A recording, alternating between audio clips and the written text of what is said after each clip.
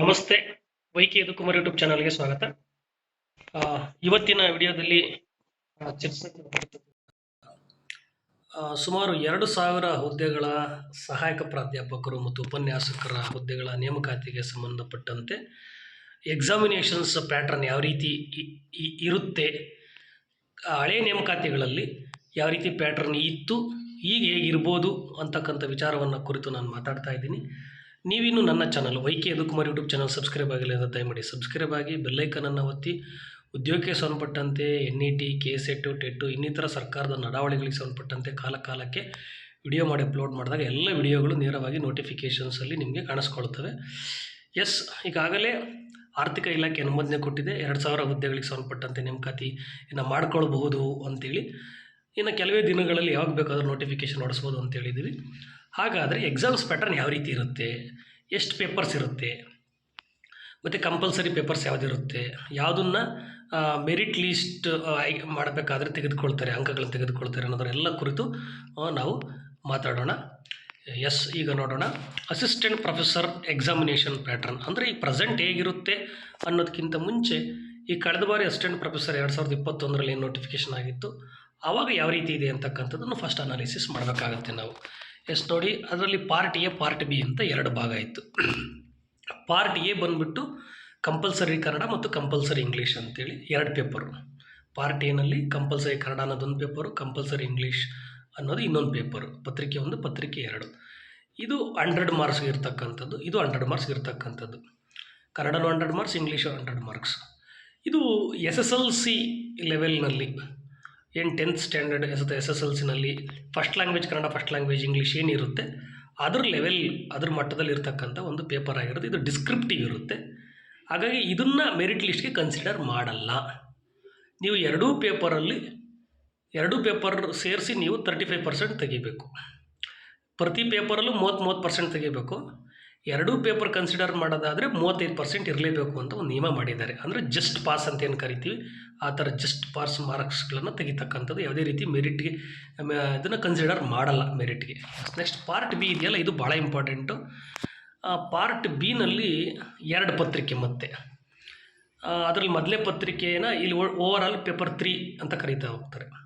ಈ general knowledge ಏನಿದೆ ಅದೊಂದು, ನೆಕ್ಸ್ಟ್ ಸಬ್ಜೆಕ್ಟ್ ಒಂದು. ಈ ಜನರಲ್ ನಾಲೆಡ್ಜ್ ಏನು ಪೇಪರ್ ಇದೆ, GK ಪೇಪರು, ಇದು 50 ಕ್ವಶನ್ನು 50 ಮಾರ್ಕ್ಸ್ ಇರ್ತಕ್ಕಂಥದ್ದು 2021 ಪ್ಯಾಟ್ರನಲ್ಲಿ.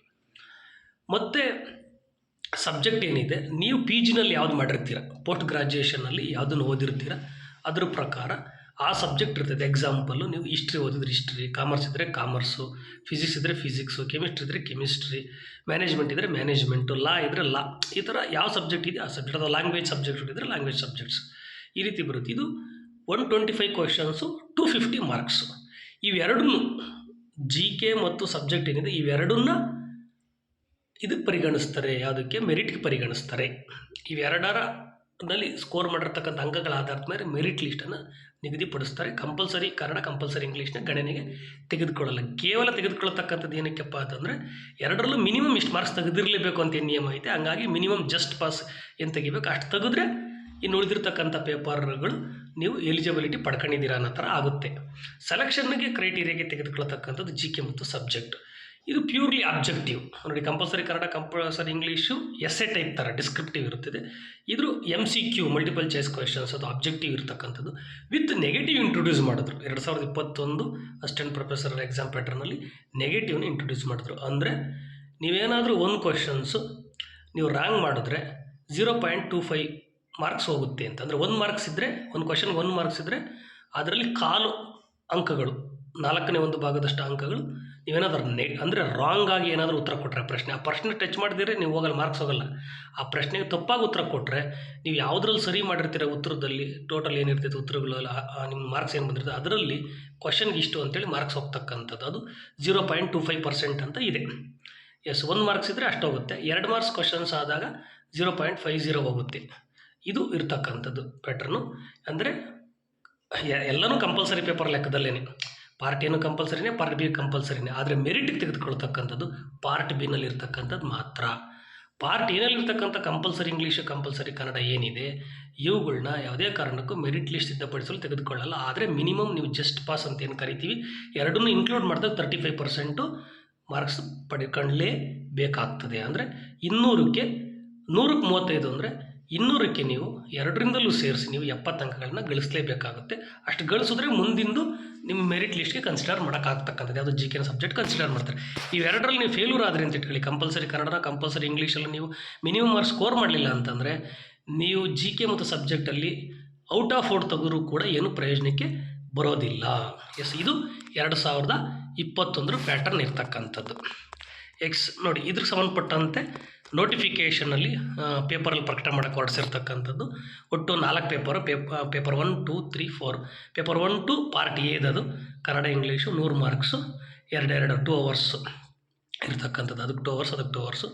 ನೆಕ್ಸ್ಟ್ ಪಾರ್ಟ್ ಬಿ ಮತ್ತು ಕಂಪಲ್ಸರಿ ಪೇಪರ್ಗಳಲ್ಲಿ ಪೇಪರ್ 3 ಆ್ಯಂಡ್ ಪೇಪರ್ 4ಅಲ್ಲಿ ಜನರಲ್ ನಾಲೆಡ್ಜ್ ಆ್ಯಂಡ್ ಐಚ್ಛಿಕ ವಿಷಯ ಸಬ್ಜೆಕ್ಟ್ ಅವ್ರದ್ದು ಇಂಡಿವಿಜುವಲ್ ಯಾವ್ದು ಪಿ ಜಿಲಿ ಮಾಡಿರ್ತಾರದು ಒಂದು 50 ಅಂಕಗಳು, 250 ಅಂಕಗಳು, 50 ಪ್ರಶ್ನೆಗಳು, 125 ಪ್ರಶ್ನೆಗಳು ಇರ್ತಕ್ಕಂಥದ್ದು.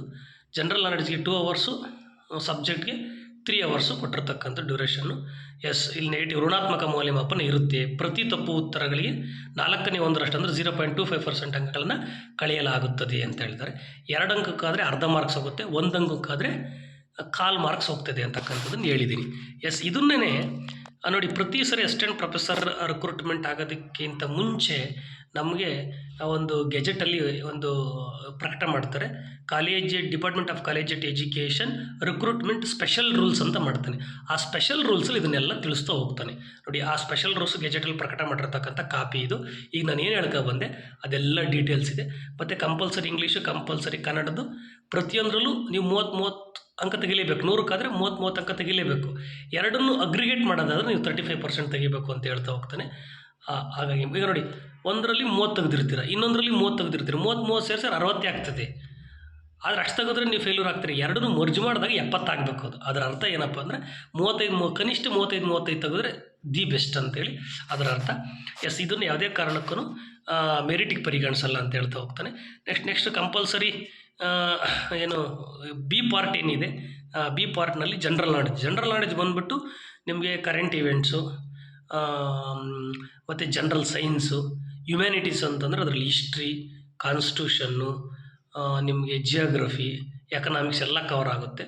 ಅದ್ರ ಜೊತೆಲಿ ಇಂಡಿಯನ್ ಎಕನಾಮಿ ಜೊತೆಗೆ ಪ್ರತಿದಿನ ನಾವೇನು ಅಬ್ಸರ್ವ್ ಮಾಡ್ತೀವಿ ಆ ಥರದ್ದು ಒಂದಷ್ಟು ವಿಷಯಗಳು. ನೆಕ್ಸ್ಟ್ ಪ್ರಾಕ್ಟಿಕಲ್ ನಾಲೆಡ್ಜ್, ಇದೆಲ್ಲವನ್ನು ಅಂದರೆ ಕಾಮನ್ನಾಗಿ ನಾವೆಲ್ಲ ಕಾಂಪಿಟೇಟಿವ್ ಎಕ್ಸಾಮಿನೇಷನಲ್ಲಿ ಜನರಲ್ ಪೇಪರ್ ಏನು ಓದ್ತೀವೋ ಅದೇ ರೀತಿಯ ಅದೇ ಎಲ್ಲ ವಿಷಯಗಳನ್ನು ಒಳಗೊಂಡಿರ್ತಕ್ಕಂಥ ವಿಷಯ ಇರ್ತದೆ ಜನರಲ್ ನಾಲೆಡ್ಜಲ್ಲಿ. ಇನ್ನು ಸಬ್ಜೆಕ್ಟು ನೀವೇನು ಪಿ ಜಿನಲ್ಲಿ ಓದಿರ್ತೀರ, NET ಮತ್ತು KSET ಹೆಂಗೆಲ್ಲ ತಯಾರಿ ನಡೆಸ್ತಿರ್ತೀರ ಅದೇ ರೀತಿ ಇದಕ್ಕೂ ತಯಾರಿ ನಡೆಸ್ತಕ್ಕಂಥದ್ದು.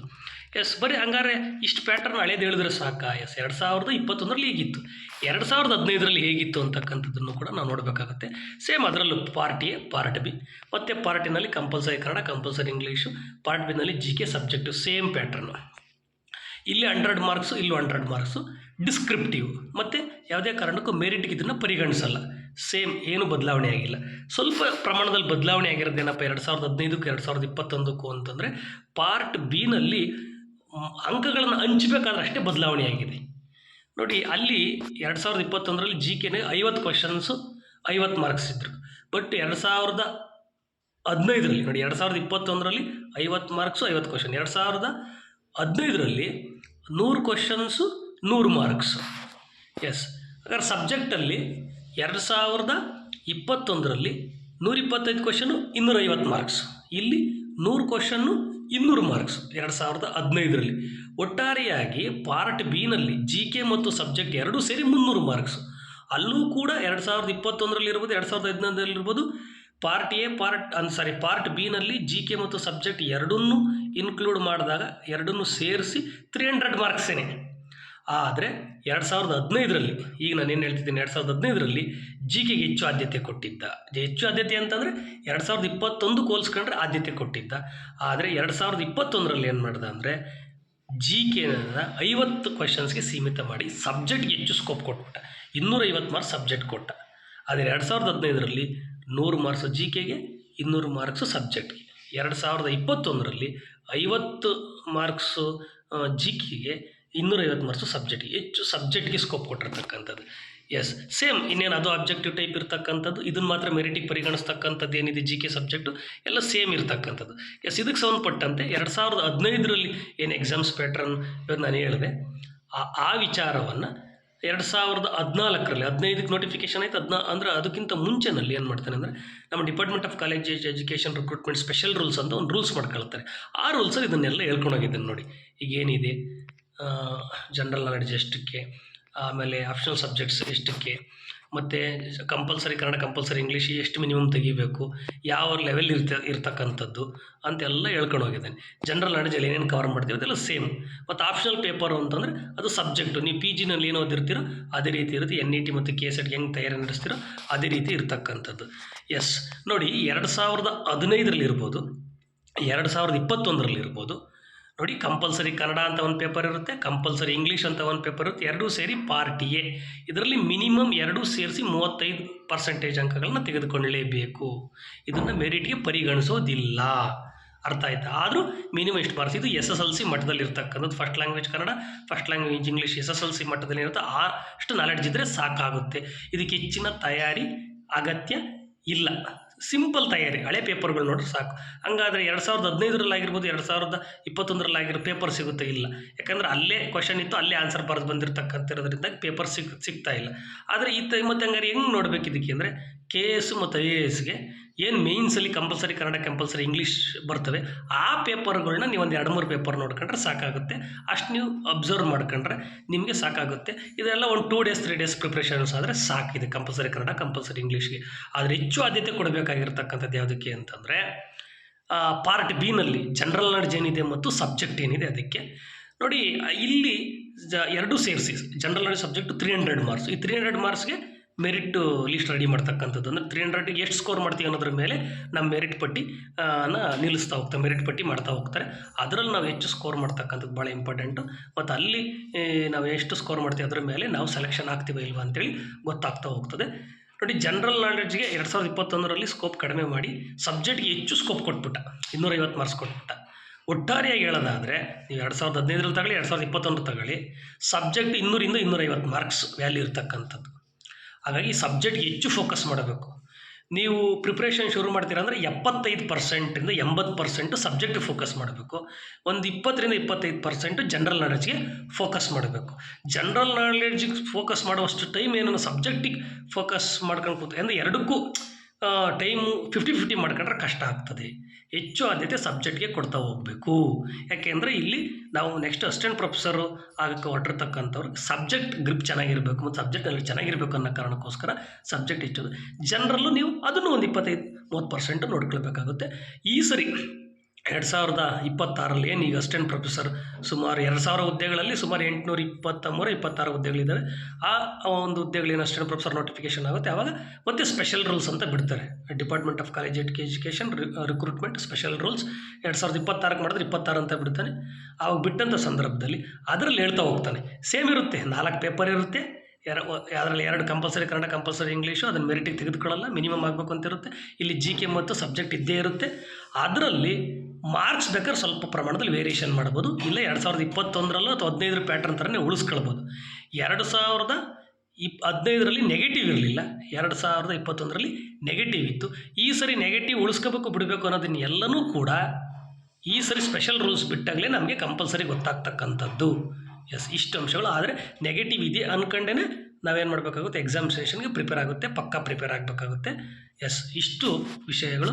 ನೀವೇನು ನನ್ನ channel Y K Yadukumar YouTube channel subscribe ಆಗಿಲ್ಲ ಅಂತ ದಯಮಾಡಿ ಸಬ್ಸ್ಕ್ರೈಬ್ ಆಗಿ ಬೆಲ್ಲೈಕನನ್ನು ಒತ್ತಿ. ನಾವು ಕಾಲಕ್ಕೆ ಮಾಡಿ ಅಪ್ಲೋಡ್ ಮಾಡ್ತಕ್ಕಂಥ ಎಲ್ಲ ವಿಡಿಯೋಗಳು ನಿಮಗೆ ನೇರವಾಗಿ ತಲುಪ್ತಾ ಹೋಗ್ತವೆ. ಎಸ್, ಈ ವಿಡಿಯೋ ನಿಮಗೆ ಇಷ್ಟ ಆದಲ್ಲಿ ಲೈಕ್ ಮಾಡಿ, ಶೇರ್ ಮಾಡಿ. ಧನ್ಯವಾದಗಳು. Thank you very much.